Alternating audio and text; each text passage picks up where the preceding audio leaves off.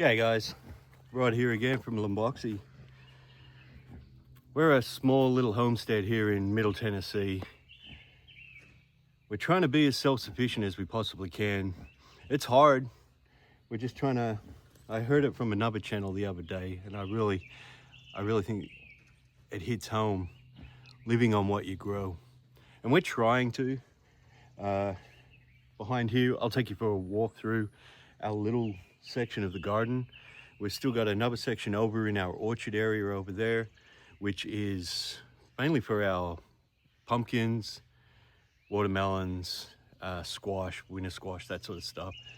But in here, I guess you'd call this my little permaculture, no dig, grocery sort of garden, things that we can pick off throughout the year. So we'll get you through here. Let's just finish this. I'm gonna have to put up a big fence around my garden this year. I've never seen armadillos as bad as what they are, as what I have this year. It's just incredible. Like, they're absolutely everywhere. I come out at nighttime and there'd be half a dozen to maybe 10 just in this area. And if they get into my garden, it's good night, Irene. You know, so I'm working on this today, but what I thought, I'd just come on and just make a quick video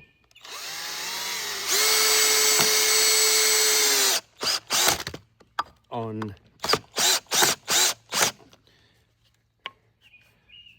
what the garden's doing, and maybe, just maybe, people will pick up a few little hints. It's just what I've learned. I'm not a gardener. I'm an epoxy guy. I do that sort of stuff for a living. But I've really taken gardening on board this year. And I think it's because of the instability of the world, the cost of things. I know a lot of people out there are struggling, and we are too, you know. Like, I've never had to spend so much money on food and fuel. Just the cost of living is insane. But I think there's ways that we can get around it. And if we can supplement maybe 50% of our food, and even that's a big ask. It's a big ask. So if we can do that, 50% of our food from our garden, homegrown, better food anyway. If we can do that, well, it just alleviates a little bit of pressure off our family. So let me grab the camera and I'll take you through and show you a few things. You can see here, I got some more elderberries that I've stuck in cuttings, and I'm just sort of growing them out a different way. I thought I'd try something, put 4 of them in there, sort of spread them out, grow them a little bit different. There's a bit of sage in with some, I think that's mustard. There's a random one just popping up over there. Over there, I just threw in some cardboard and a little bit of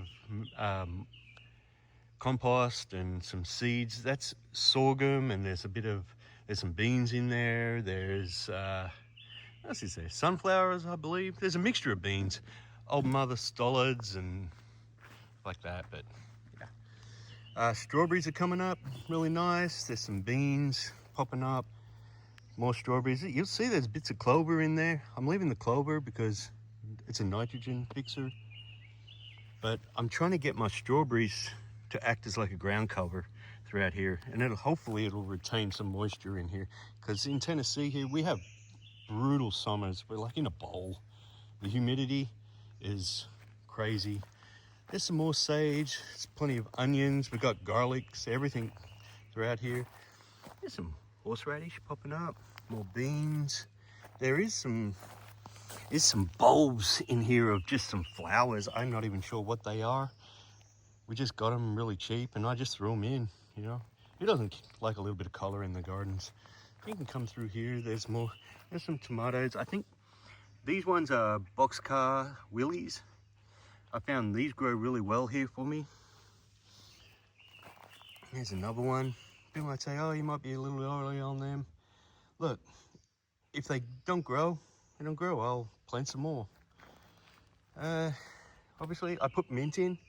People are like, don't put mint in your garden. Well, if it gets too wild, I'll just cut it out, you know. I'm not afraid, you know. Now this is Galenga. I think it's how you say it, Galenga ginger. It's a little, not doing too well at the moment. I've cut some clover and put it around it, try to feed it a little bit. There's a few more Egyptian walking onions, some beans. Look at the soil, like the soil is terrible. Like, look at it. So I'm trying my best to change the soil up. There's zucchini. There's some cilantro coming up. There's some rosemary. When you come through here, there's more clover. And there's Jerusalem artichoke. Now, I didn't plant this to actually eat because it's not really that nice on the gut. It can cause intestinal problems, commonly referred to as the fartichoke. But I thought I'd put it in because this ground is like construction dirt and it needs to be broken up. So I thought, well, what better, some big roots like that to break it up, and I'll eventually pull it out. I've heard it's notorious trying to get it out of your garden, but hey, I can feed it to my pigs. In here, like it's not looking the best at the moment. It's still coming in. There used to be a big tree stump here. So I just packed the dirt and mulch and compost around it, and it's bare at the moment. I need to add more. I've just been buying wood flakes to throw on there. I do have sawdust and everything from my sawmill that I can put on. Look at that. That's my elderberries here. They're coming along great. Like this year, it's the best I've ever seen them. You got more Jerusalem artichokes. A lot of people say it's hard to grow rhubarb in Tennessee. It's getting a little leggy. It's starting to seed, so I can cut that back a bit. It's flowered up there, but this is the second year it's been in. There's some more elderberry in there.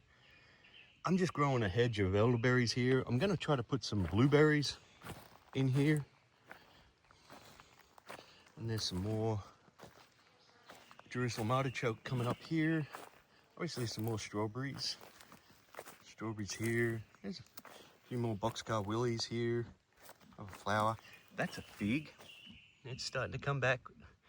Now, unfortunately, back here, my other fig didn't survive the big freeze up on top of that log. I guess I didn't mulch it enough and protect it. Like you can see, there's still bits of this stump in here, but it's starting to get soft enough. It's breaking away, and I figured that it would act like a sponge and sort of feed my plants. There's a lot more seedlings that still haven't popped up yet. I planted some more stuff in here.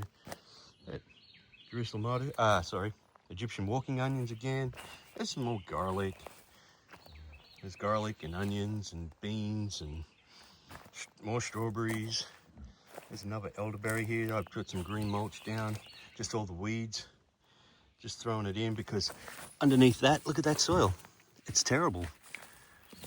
So I think what I might do is to start producing some biochar and start adding biochar to my gardens. My potatoes, look at them. Going well. They need to be packed up again, all the way to the top now. But we're getting there. And then I've got my other gardens over the back, which, like I said, have my squash and pumpkins. But yeah, I just thought I'd bring you through for a little wander through and show you. These pathways are all inoculated with wine-cap mushrooms. So all the way down, wine-cap mushrooms.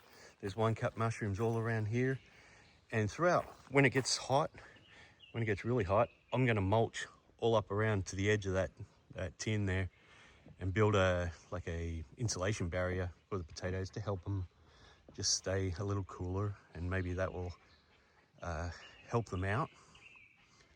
But I've got a spot here, and I'm thinking I'm gonna do like a hugelkultur style with the wooden logs and then build it up and just grow some extra stuff on there. But yeah, it's all inoculated with mushroom spawn. I'm getting the mycelium growing. I'm just taking stuff from what I've learned off other channels and other people, and I'm trying to add it to my little gardens here. But yeah, I'm starting off with something manageable. So guys, that's just my little garden. I didn't want to overwhelm myself with something so big. I guess it's about 1,200 square feet so far. I didn't want to overwhelm myself with, 3,000 square foot of garden that I have to maintain, weed, mold, do all those things. Like a lot of you guys out there, I don't have hours and hours to spend in my garden every day. I gotta basically walk away from it for the week, and weekends I get to come in here and potter around. I did set up a lighting system that runs on solar, comes on after dark, that through the hot part of the year, that I can set up a couple of other little lights and just bring a bit of light to here. So if I want to sit in here after dark, when that temperature does drop, that I can get in here and just potter around. But things are starting to grow, and I'm going to keep showing you it coming to life. There is a lot of stuff in here that hasn't sprouted yet. My marigolds, I've sprinkled marigold seeds throughout here. There's a lot in here, and my sieve of a brain forgets where I planted stuff, and I'll plant stuff on top of stuff and top of stuff. But we'll see what comes up and what seems to do the best here, and I'll just pull out. If it's struggling, I'll pull it out. But I'm really impressed that my horseradish has come up. I was worried about that. My ginger, I really want that ginger to come up, because who doesn't love ginger in their cooking? I guess there's people out there, but I like it. But yeah, but this is it, guys. I'll show you the orchard here in another video. The winter squash is up. It's about 6 inches up. I still got more. My kids are throughout the week bringing trailer loads down and mulching pathways and stuff like that. We're just trying to hold that moisture into the ground, keep the roots of the fruit trees cool. We've had a really dry spring so far here in Tennessee, and it doesn't look, next week they're predicting a bit of rain for us, so hopefully we can get a really good soak in and we can continue mulching. So yeah, I hope you are doing well, and I hope everything's on the up and up for you. Get out there, try something. I'm going to keep going on this fence to keep those damn armadillos out. Till next time, hooroo.